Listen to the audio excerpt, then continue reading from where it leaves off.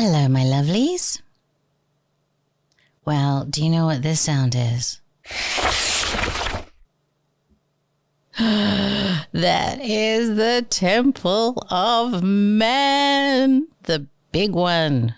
We are into the big one today.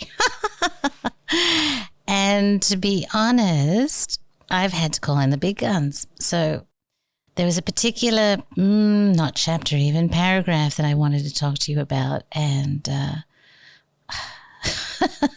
it's Schwaller, right? So Chance is looking at it and he's going to help me with this particular one. So what I did is I asked the universe, like you do, I asked the universe to help me find a page that was within my capability. And I opened the page randomly, and guess where I ended up? The page called Symbolique. Now, I know I told you I love symbolique, particularly in French, so it makes perfect sense. But what is even more interesting is what it says. Nothing is more difficult for human intelligence to access than natural simplicity. The everyday phenomenon is overlooked because of its banality and is made unintelligible to the complexities of thought. This is why initiation in no way corresponds to the image we have of it. And once the moment of initiation into natural mysteries is over, whether for an individual, religious group, or more generally for an age, the imagination immediately comes in to weave fancy around fact. The fact being sacred, we would like its sacred character to be wrapped in an adorning literature. We cannot conceive of it in its simple and natural measure. We place it on a pedestal in order to exalt it, wishing to present it to the human imagination in its most precious aspect, that is, as a rare thing that pleases the senses. And around the empty hub, we build the golden wheel. Those who are the guardians of this knowledge and know it to be incommunicable are the first to gild the outer court that leads to the inaccessible sanctuary. Is it to guard? Is it to hide? Is it to teach? To guard is to preserve the treasure. To hide it is to control it. To teach it is to open the way to the successors of the guardian caste. And it is also to select in order to find the one who, perchance, will rediscover the lost word.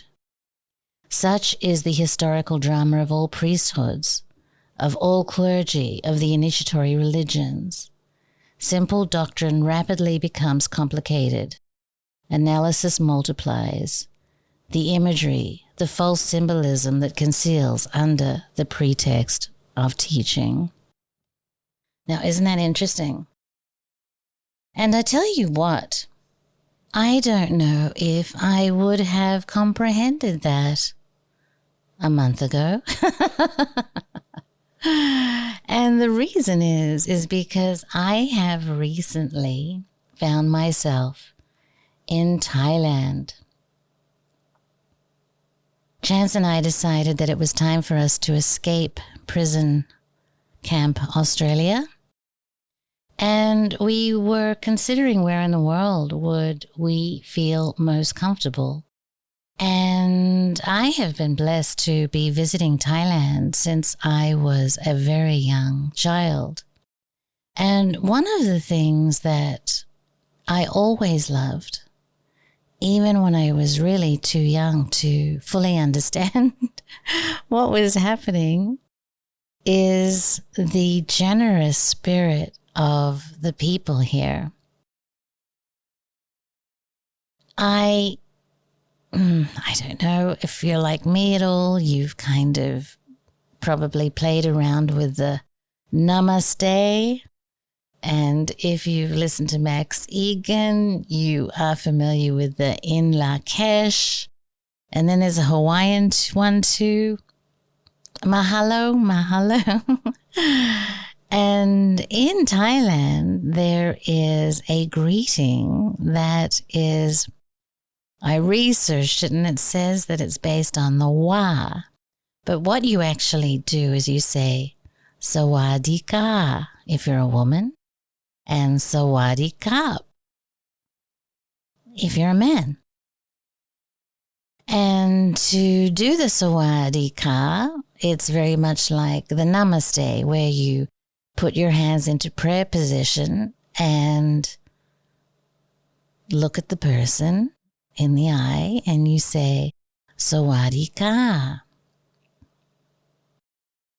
Now, when you look any of these up on Google, basically the definition that you get for all of these words is a respectful greeting said when giving a namaskar. Namaskar is the prayer position of the hands. The best one that I could find was when saying namaste to someone, feel your heart full of love, kindness, gratitude, and respect towards them. But I remember when I was a yoga teacher student that my teacher described this kind of greeting with a lot more depth, right? It was kind of the soul in me, or the I am in me sees the I am in you.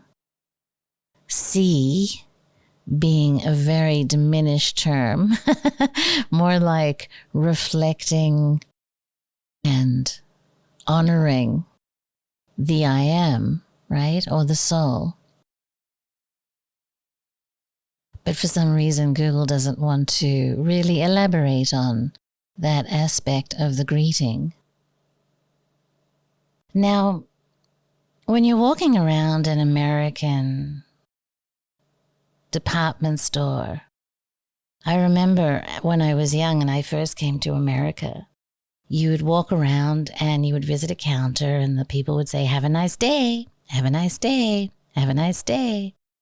And it really struck me as odd because there was really no such thing as that in Australia as a kind of ubiquitous greeting that everyone would deliver to you. And so I found it nice and curious, but it really didn't take me much further than this is interesting and a nice thing to do to other people.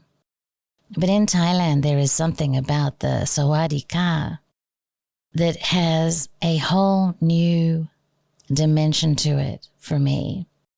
And it really speaks to this passage here, because I had an incident the other day that kind of brings the simplicity. But I was in a department store, well, more like a Kmart, right? The Kmart of Thailand the other day. And there was this really large Thai girl behind the checkout counter. She was probably twice as tall and twice as wide as every other Thai girl that I've seen in the area. And she began to check out my goods, and she didn't look at me once. And I thought that was kind of interesting. But anyway, I was fine with it. The big box stores here seem to be the place where the Thai people are least in their bliss, and that makes a lot of sense if they're run anything like the big box stores in the rest of the world. But at the end of it, I sawadee-ka'd her, and this large Thai girl that had been hunched over to do the clicking on the keys of the checkout, she stood up to her full height. She put her hands together, and on her face came the smile of the Buddha himself.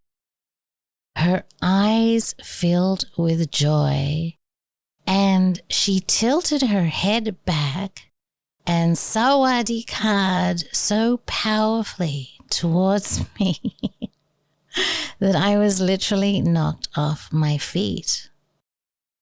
It was genuine, sincere joy that she beamed out of her heart at a checkout counter at a box store in the middle of Thailand. And it stunned me. I felt like I had been run over by a truck at the sheer bliss of this momentary experience. I was initiated into the natural simplicity of the Sawadee Ka, the everyday phenomenon overlooked because of its banality.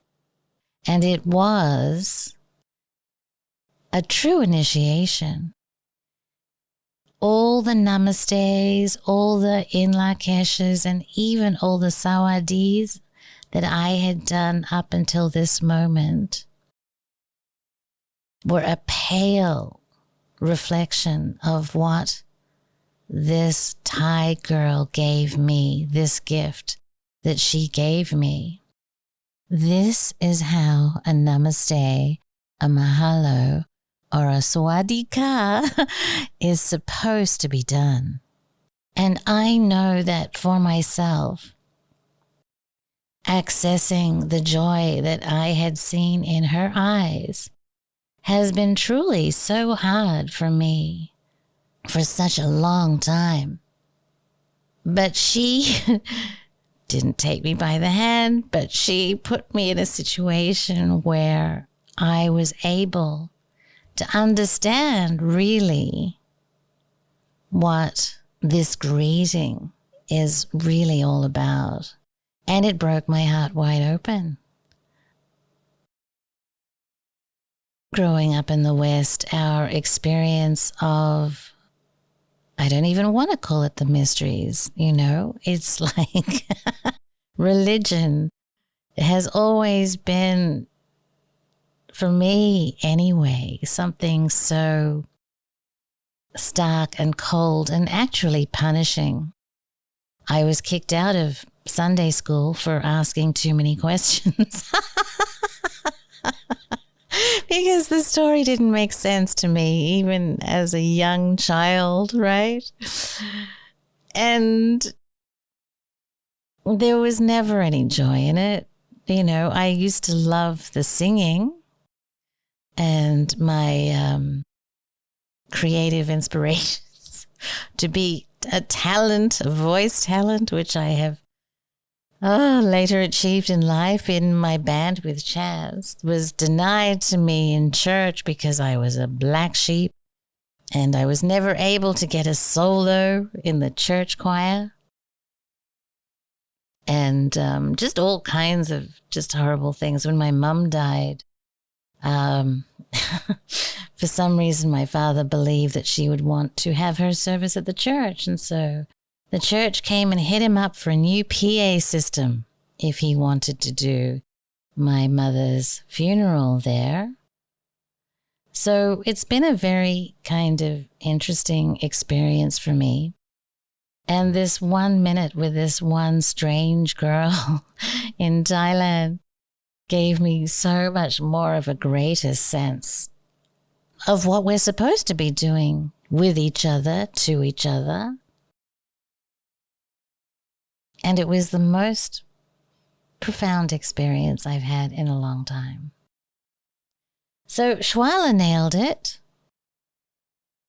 And to be honest with you, Schwaller has nailed so much in this book. I was reading it, as I said, and there's like 6 things that I've spent 3 hours on probably altogether in my podcast that he's done in 2 sentences. And it really occurs to me, like, did I read this 20 years ago and didn't understand it, but it soaked into my psyche? And now I've been able to bring it out in my own words. And I think that I'm so brilliant but it's really just Schwaller seeping through, pervading my being.